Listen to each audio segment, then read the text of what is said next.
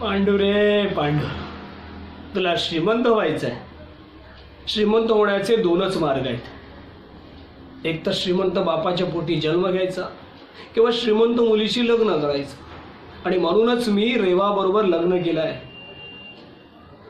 रामभाऊ कुलकर्णीची सगळी प्रॉपर्टी आता माझीच आहे.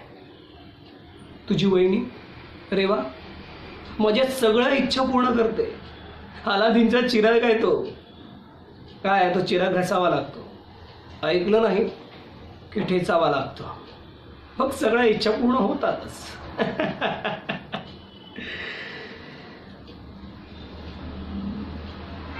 या प्रॉपर्टीवर मी नागासारखा वेटोळे घालून बसलो आहे. मला माझ्या ताटात वाटेकरी चालत नाही. आणि म्हणूनच रेवाची लहान बहीण नमाला हे कधीच, देवा तिच्या आत्म्याला शांती दे बरं.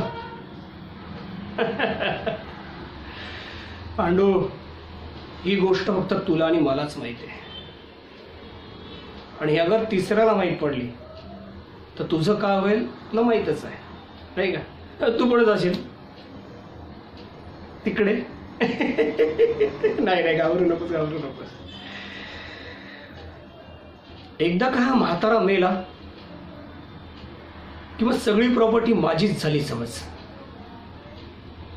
काय आहे, रेवा माझ्या ताटाखालचं गरीब मांजर आहे. मी सांगेल तर ऐकायला तयार होते ती. आणि नाहीच झाली तर तू जाणतोस काय, कायदा कायदा श्रीमंतांच्या खिशात असतो. पैसा फेक, तमाशा देख.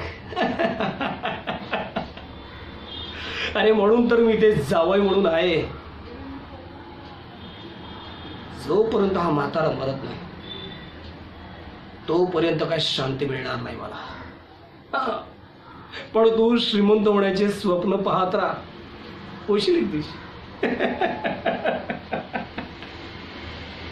श्रीमंत व्हायचं.